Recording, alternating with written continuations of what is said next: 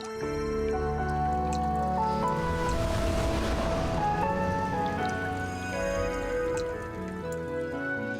yung mga gamit ni Mami pinapalabas daw ni Ate Vicky. Ano, lalaban kayo? Kala niyo ba nanalo kayo sa akin? Ate Vicky's fault. She pushed us. Ikaw na mamamahala sa lahat ng mga naiwan ni Froilan at ni Olivia. Very well, attorney. Don't worry.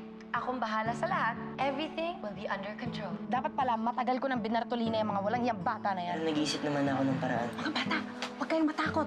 Itatakas ko kayo. Wala si Ate Vicky. May nakalimutan ako sa bahay. Kailangan natin bumalik.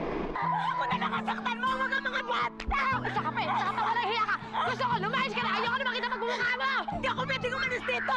Ako na lang ang kakampi ng mga batang iyan! Ah, ganun ah! Tatawag ako ng polis kaya nagsasabi ko na tinangkamang kidnapan yung mga bata! Kita-kita ko! Kaya makukulong ka, mabubulok ka sa pinaguan! Buwisit kayo eh! Ang dapat sa inyo, kinukulong! Nay! Halika dito! Ikulong niyo na itong mga pesta yung bata ko sa mga magkakaiwalay na kwarto!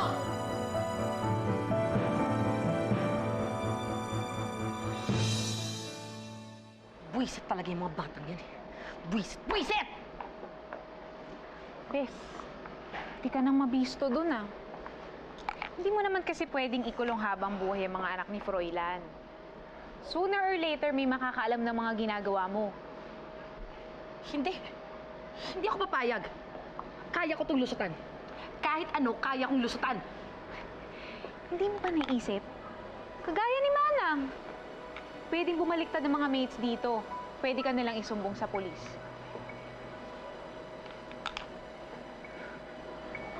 Oo nga, no? May punto ka.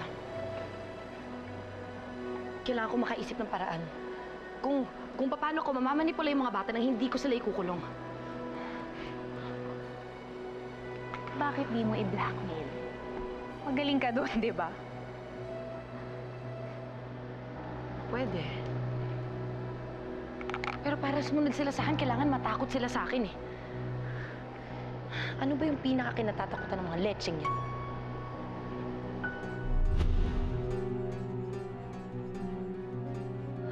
Ikulong niyo na itong mga pesta yung bata ko sa mga magkakaiwalay na kwarto! Hindi ako kayo, hindi kami magkasama magkakapatid.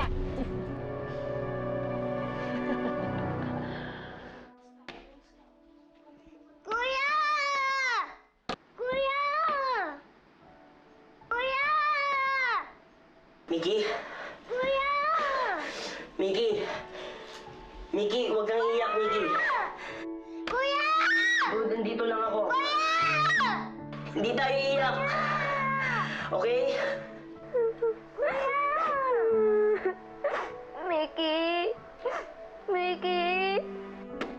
Kuya! Mami, sana po, gisingin niyo na po si Daddy para maisip niyo na po kami. Mickey! Mickey! Papa Jesus, dalhin niyo na po ako kala ate, please. Takot po ako sa monster eh.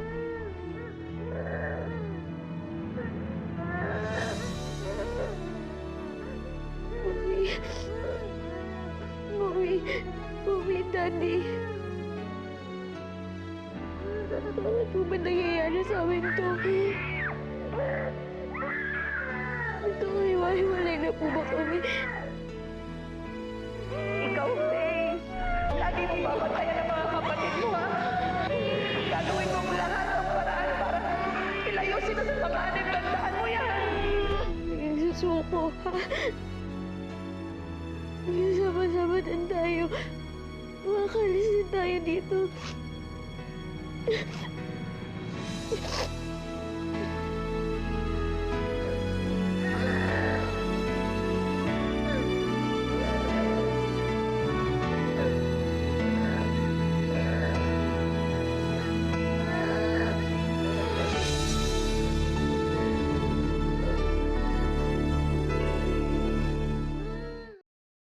Ano, yung teddy bear mo okay lang ba? Apo, ate, nakita ko na naman yung monster last night. Inagaw na kayo sa akin. Tsa, alam mo, huwag mo na isipin yun kasi tignan mo, magkakasama na tayo ulit.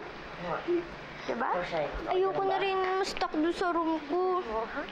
Natatakot na ako, ate. Mickey, are you okay? Ciao, ciao. Oh, hello there, kids! May gusto nga pala akong sabihin. Maupo muna kayo. Maupo kayo. Sige na. Gusto ko lang sana mag-sorry. Sorry dahil kinulong ko kayo. Pero promise, hindi na yun mauulit. Hindi mo na kami ikukulong? Hindi na. Never again. Actually, payag nga ako sa gusto niyo mangyari. Papayag ka na umalis kami dito? That's right, Shine. Hindi ko na kayo pipigilan. Kung gusto niyo umalis, go! You're free. Ate Vicky, pinapasakay mo na naman ba kami? Justin, of course not. Ano naman ang mapapala ko ron? Ma'am, iniimpake na po namin mga gamit ng mga bata. Very good. Sige, kunin niyo na, tapos isakay niyo na sa kotse. Unless, baka may gusto pa kayo isama ng mga gamit niyo. Iniimpake na din yung mga gamit namin? Oo nga, kasi nga, aalis na kayo. Kaya kung gusto niyo nang umalis, mag-ready na kayo. Paliguin niyo na yung mga bulilit. Dali na. Naku. Mamimiss ko kayo. Yay, alis na tayo! That's right. Sige na, dali na. Mag-ready na kayo. Go! Come on. Chop, chop. Pakibilisan.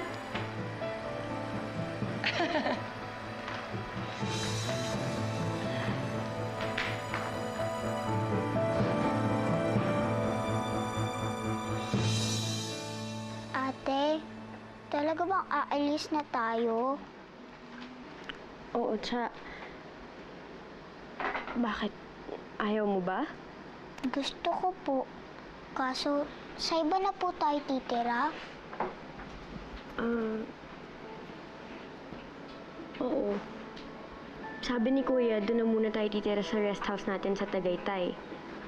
But I like this house. Mickey? Cha?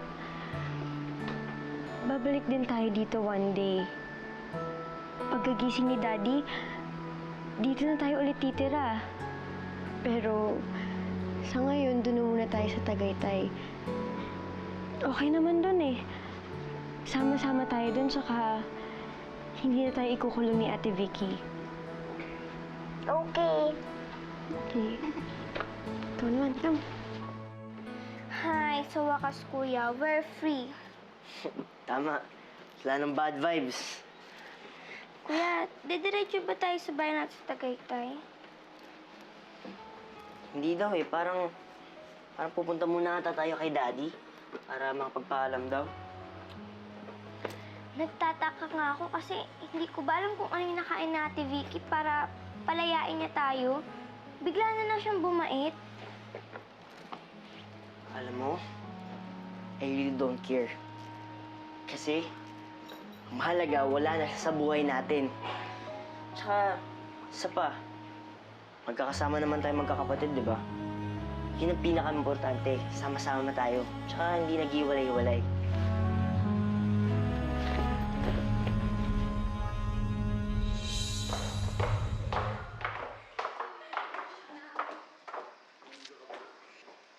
Wow! Parang excited na kayong umalis, ha? Yes, Ate Vicky!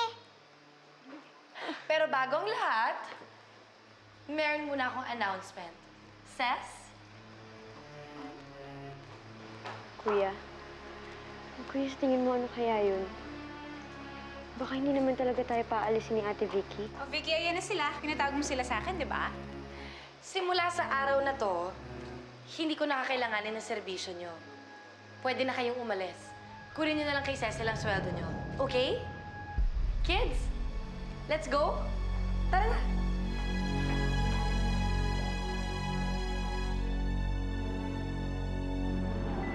Daddy, doon na muna kami titira sa Tagaytay, ha? Nandun naman si Yaya Josie, so don't worry. We'll be fine.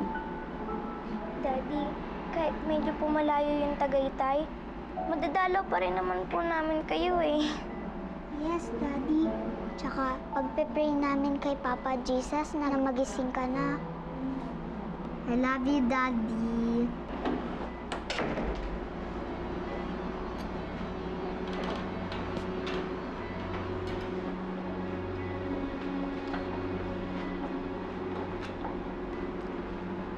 Froilan, sana mapatawad mo ko. Hindi ko na kasi matutupad ang pangako ko sa inyo ni Ate Olivia eh. Alam kong ibinilin niyo sa akin ang mga anak niyo. Ginawa ko naman talaga ang lahat para alagaan sila. Pero wala naman ako magagawa kung ayaw nila makinig sa akin eh. Froilan, nahihirapan na ako. I'm sorry. Ate Vicky, ano ibig mong sabihin? Froilan, nakapagdesisyon na ako. Nandito kami lahat ngayon para makapagpaalam na sila ng maayos. Dahil dadalhin ko na ang mga anak mo sa DSWD. At kahit na napakasakit nito sa aking kalooban, wala na akong magagawa. Sila na ang bahala mag-ampon sa mga anak mo.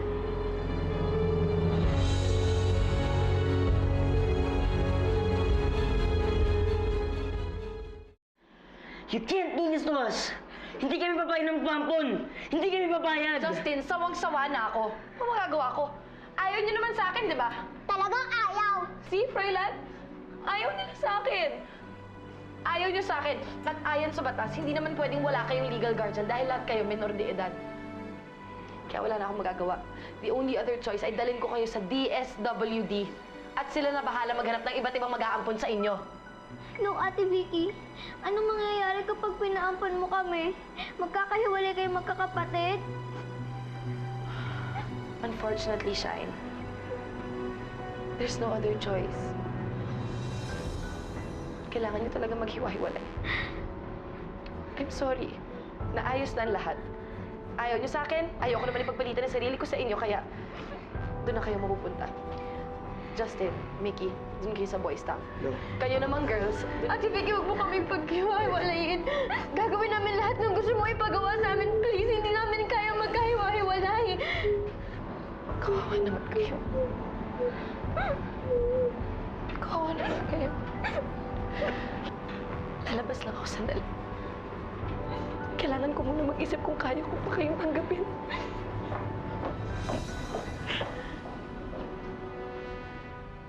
Kung makita mo lang yung mukha ng mga anak ni Froilan, kung makaiyak, akala mo namatay na ng tatay eh.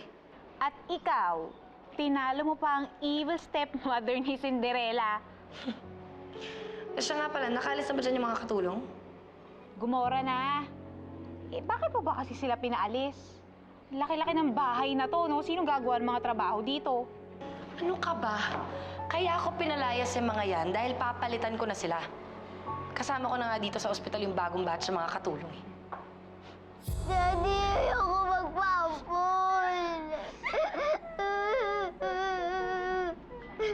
Daddy, huwag po kayong papayag na ipaampon ko man ni Ate Vicky. Daddy, ka papayag. Daddy. Daddy, alam ko po narinig niyo kami. Please, Daddy. Daddy, help us. Please. Daddy, wag mo kami papabayaan. Daddy, siguro nga mga bata lang kami, pero Daddy, mahal na mahal namin yung mga kapatid namin. Ayaw namin magkalayo kami lahat. I'll do everything para lang makonvince ko si Ate Vicky.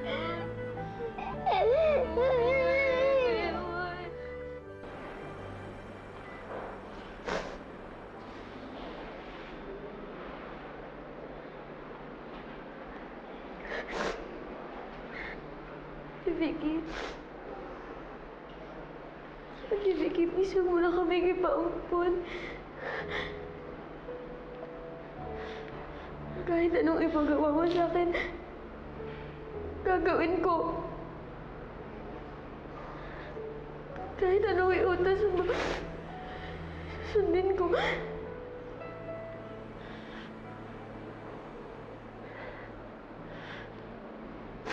I'm willing to obey you from now on. Kung naging arrogant ako sa'yo before, sorry.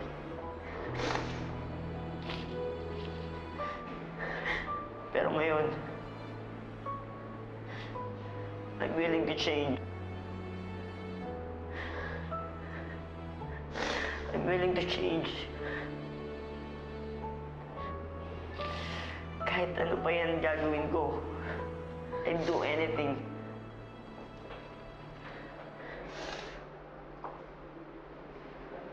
Kahit ano? Kahit ano gagawin niyo? Paano kung sabihin kong lumuhod kayo dito sa harapan ko ngayon? Gagawin niyo ba?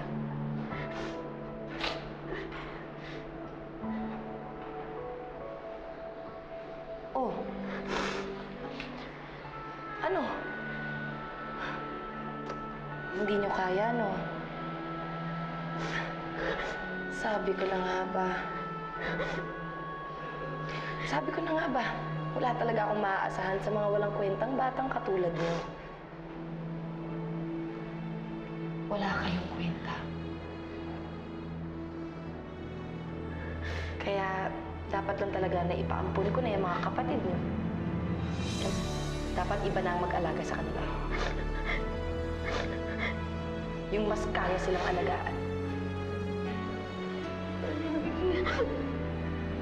Hindi kaya ko alagaan yung mga kapatid ko.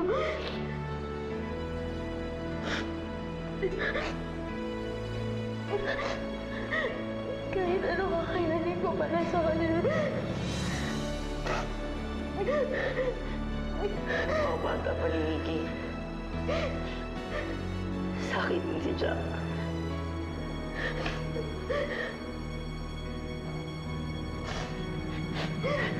Ako na lang maasahan nila.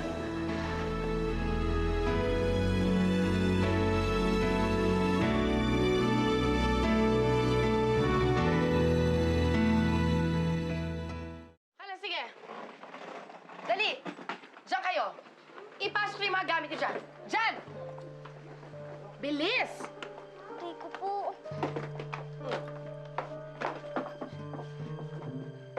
Ate Vicky, bakit po ba kami nandito sa maid's room? Dahil dito kayo nababagay. Hindi na kayo mga prinsipe at prinsesa. Tapos na ang mga maliligayang araw niyo sa bahay na to. Simula ngayon, mga katulong na kayo. Nagkakaintindihan ba tayo?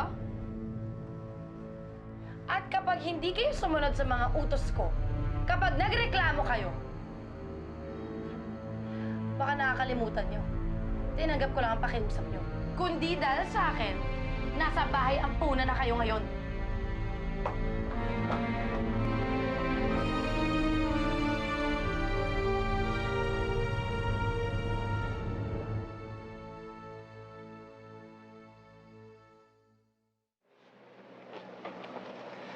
Ate, bakit ba kasi hindi tayo gumamit ng washing machine? Tingnan mo, ang hapdi-hapdi na ng kamay ko.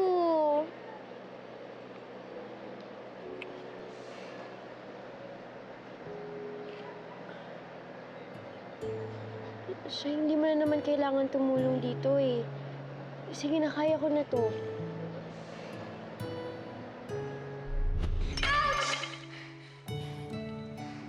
Siya, ano nangyari? Ako, anong ginawa mo? Wala po.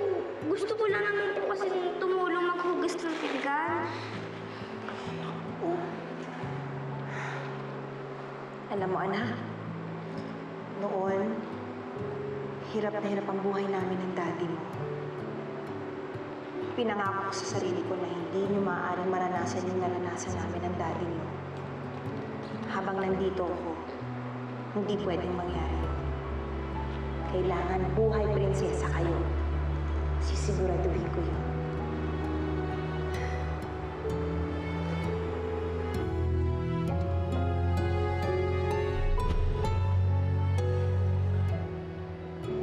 Kung nandito lang si Mami, hindi tayo maghihirap ng ganito, ate.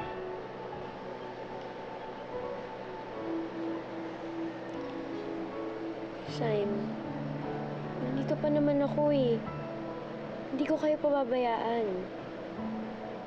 Ate, it's hard naman. Ako din, Mickey. Vicky, siya, tama na yun. Allergic ka sa alikabok, di ba? Let's rest na muna. Pahinga na muna tayo. Anong pahinga? Kaya lumalaki ang mga batang yan na walang alam gawin dahil lang inaatupag ay ang pagpapahinga lang. Inaatake na po kasi siya ng allergy niya eh. Kaya, Alam mo ang OA mo, kunting humatsing lang yung bata na taranta ka na kaagad, hindi niya ikamamatayan. Balik sa trabaho. Pag ako mainis, ha?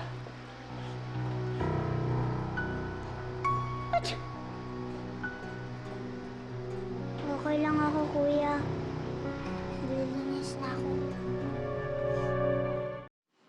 Ang sakit na ng kamay ko. Pati yung likod ko, ate. Kuya, ang sakit na ng likod ko. Me too. Buwan naman yung mga kapatid ko. Sana nandito sila, Mami at Daddy. Namiss ko na yung moments natin together. gusto niyo ba ulit maramdaman yung feeling na nandito ulit si Mami and Daddy? Sige, kuya. Papalayo.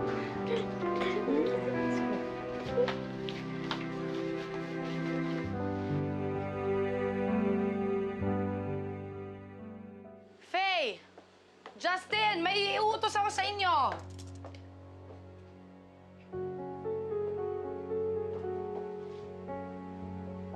Saan na naman kaya nagpunta yung mga pesting batang yun?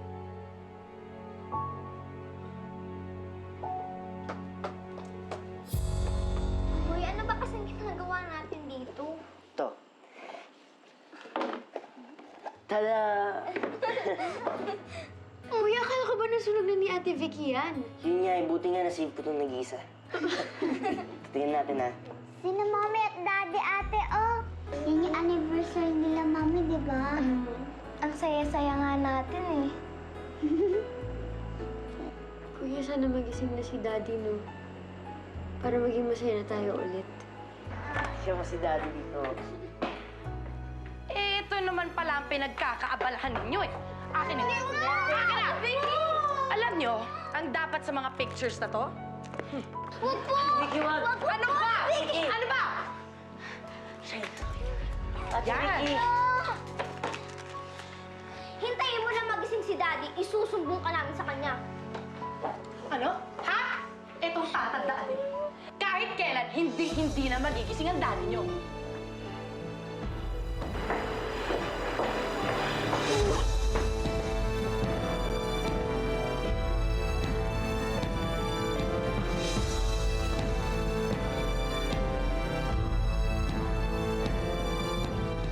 Dok, ano ba talaga nangyayari kay Froilan?